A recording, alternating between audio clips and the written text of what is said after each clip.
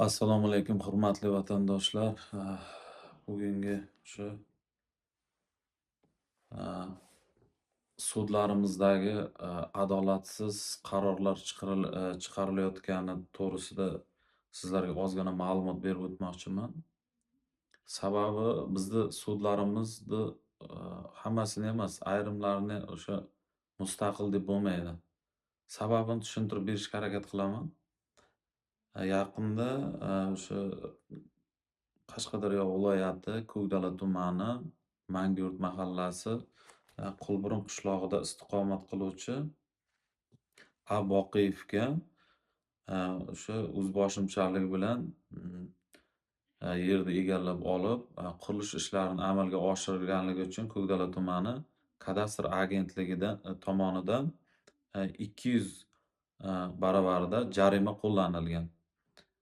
Lekin eng qiziq tomoni shundaki, o'sha qurilish ishlarini Eee, A. Boqiyev amalga oshirmagan. Uni o'sha farzandi tomonidan qurilish ishlari amalga oshirilgan. U uyda Boqiyev yashamaydi.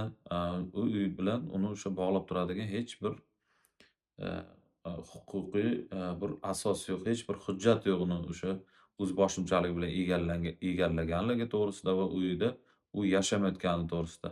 Shundan so'ng Ko'kdala tuman kadastr agentligi tomonidan unga nisbatan 260-moddaning ma'muriy javobgarlik to'g'risidagi kodeksda 60-modda 3-qismi bilan 200 baravar miqdorida jarima qo'llab, jarima qo'llagan va jarimadan e'tiroz bildirib, Aboqiyev Ko'kdala tuman o'sha jinoyat ishlari bo'yicha sudga murojaat qilib, Eee, jarimani o'sha o'zi tushunmagan holda kamaytirib berishini so'ragan.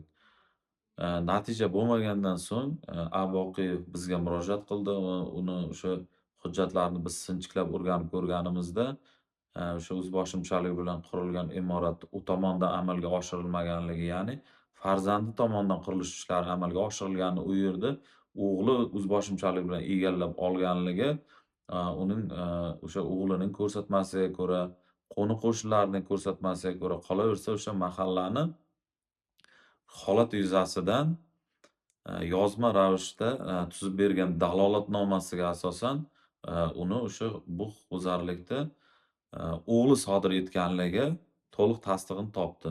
Shundan so'ng, biz o'sha qo'ni-qo'shnilarning tushuntirish xatlari hamda mahallaning bergan Mangyurt mahallasining bergan dalolatnomalarini Qashqadaryo viloyat jinoyat ishlari bo'yicha sudga taqdim qildik va ushbu asossiz ravishda qo'llanilgan jarimani kamaytirish emas, bekor qilishini so'radik. Buni qarangki, o'sha sudga uni farzandi, Aboqiyevni farzandi bordi, o'sha huquqbuzarlik sodir etgan. Qolaversa o'zi bordi. Sud hattoki qarangki, bir og'iz o'sha huquqbuzarlikni sen sodir etdingmi degan savolni bermadi.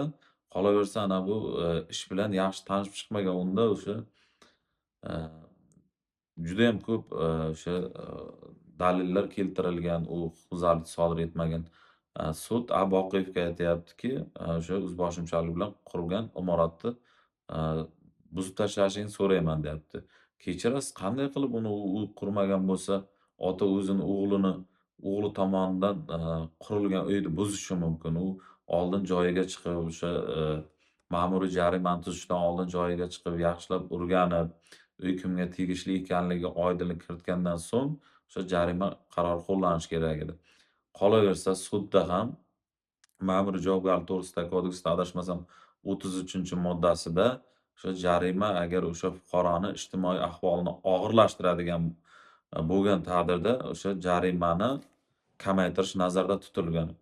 Qolaversa, o'sha mahalla bergan ma'lumotlarga ko'ra, A. Boqiyev ham o'sha kam ta'minlanganligi, o'sha mahalla bergan ma'lumotlarga ko'ra ham kam ta'minlangan.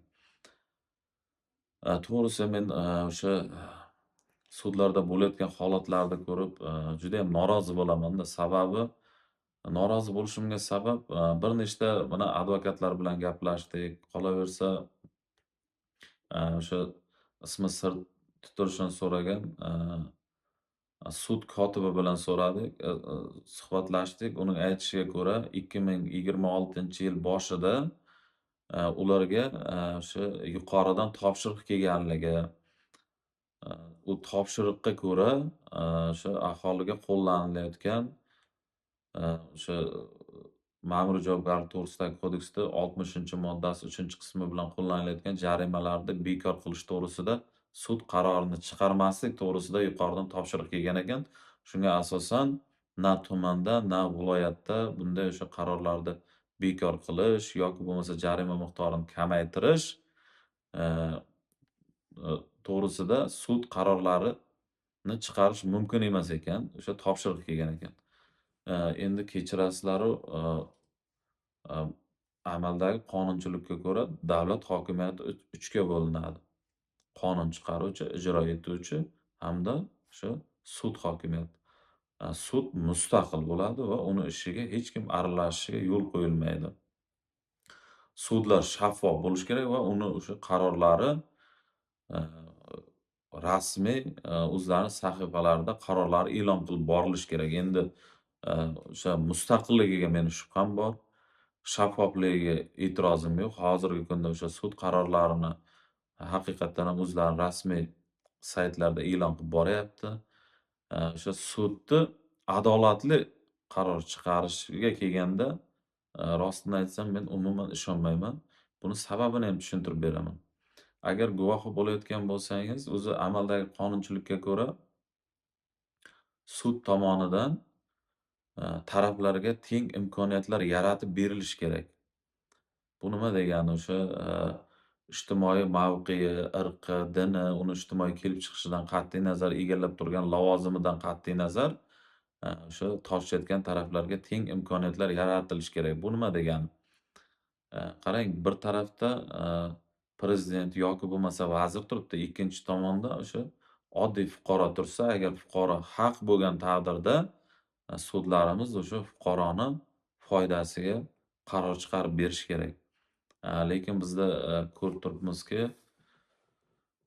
ayrim tumanlarda, qolaversa mana ayrim viloyat hokimlarini o'sha xurmacha qiliqlaridan so'ng yoki bo'lmasa fuqarolarni yoki o'zini o'sha qo'l ostidagi xodimlarini haqorat qilgandayam qonun oldida javob bermayotganligini biz guvohi bo'layapmiz.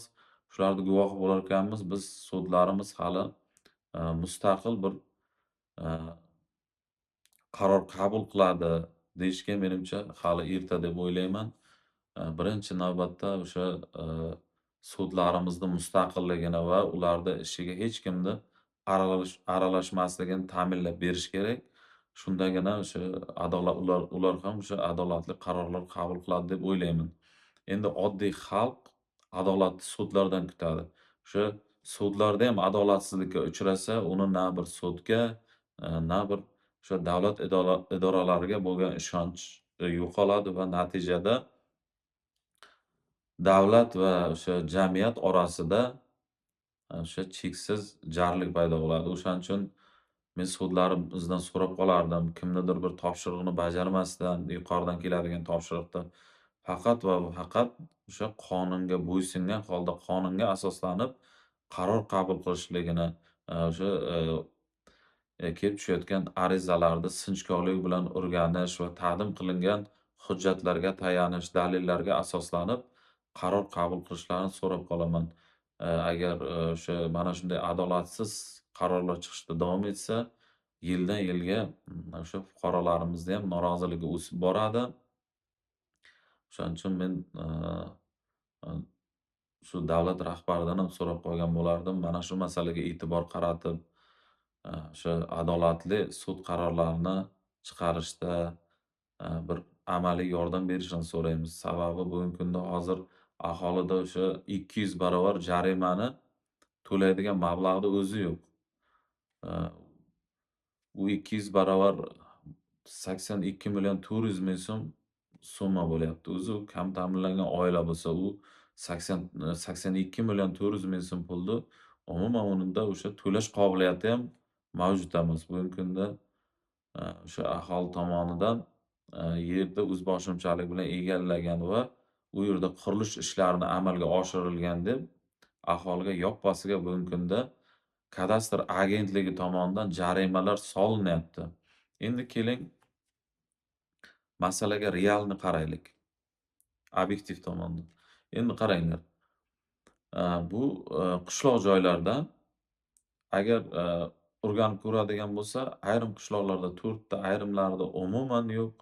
O'sha, eee, o'zboshimchalik bilan egallangan, yerga nisbatan, mulkka nisbatan egalik huquqi yo'q ularda. Hech qanday hujjat yo'q. Faqatgina kadastr hujjatlari mavjud. Bu kadastr hujjatlari faqatgina o'sha soliqqa tortish uchun asosli hujjat hisoblanadi. O'sha fuqarolarga egalik huquqini bermaydi.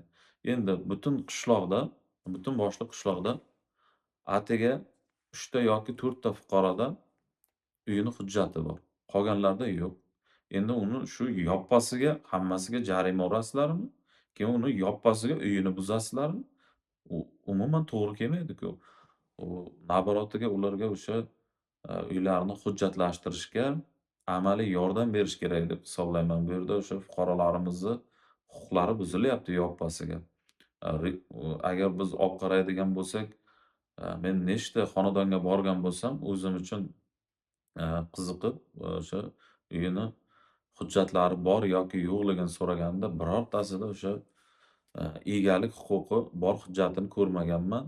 Lekin, juda ko'p fuqarolarga o'sha, uyini hujjatlarini rasmiylashtirishda juda ko'pchiligiga yordam berganman. O'sha meni ko'rib turgan fuqarolar meni juda yaxshi taniydi va yordam berganman ularga, amaliy yordam. O'shaning uchun mas'ullarga aytmoqchimanki, hurmatli mas'ullar, mutasaddi idoralar, bu o'sha hozirgi kunda fuqarolarga solinayotgan 200 barobar miqdordagi jarimani aholida to'lash qobiliyati yo'q. U summani umuman uzil-kesil fuqaroda to'lash qobiliyati, ularni o'sha ijtimoiy ahvolni og'irlashtirib qo'yayapti. Qolaversa, o'sha qonunda orqaga qaytish kuchi degan, mm, prinsip bor. Endi qaranglar, norma bor. Shunga ko'ra, fuqaro yerda 2004, 2000-yil yoki undan oldin yerni egallagan fuqarolargayam bugungi kunda o'sha qonunchilikda o'zgarish bo'lgan. Oldin jarima miqdori kamroq bo'lgan, adashmasam o'sha 100 barobar bo'lganmi, shu atrofda bo'lgan. Hozirgi kunda 200 barobar bo'lgan. Bizda o'sha Jinoyat kodeksida ham o'sha insonparvarlik, adashmasam, o'sha 7 ta prinsipi bor edi. O'sha prinsiplarga ham zid bu qabul qilinayotgan qarorlar. Sababi o'sha, fuqaroni ijtimoiy ahvolini og'irlashtiradigan bo'lsa, bu o'sha, jazo fuqaroga qo'llanilmasligi kerak, yengilroq qo'llanishi kerak. Agar unga o'sha og'irroq jazo qo'llanilgan bo'lsa, qonundagi o'sha jazoni yengillashtiradigan holat bo'lsa, o'sha yengillashtiradigan holat qo'llanishi kerak. Buni o'sha huquq-tartibot organlarida ishlaydigan, Eee, barcha o'sha xodimlar buni juda yaxshi biladi, advokatlar.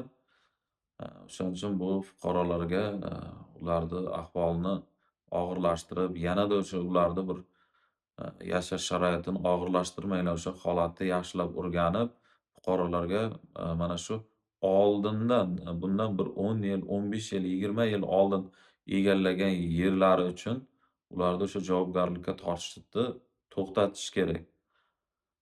Endi hozirgi kunda ham o'sha huquqbuzarlikni davom ettirayotgan bo'lsa, ularga nisbatan o'sha tegishlicha, chora ko'rish menimcha adolatli deb hisoblayman. Lekin o'sha bundan bir 20 yildan oldin, 15 yildan oldin yerlarni egallab, o'sha yerda yashab kelayotgan fuqarolarga nisbatan, ularga o'sha chora ko'rish menimcha absurd. E'tiborlaring uchun rahmat.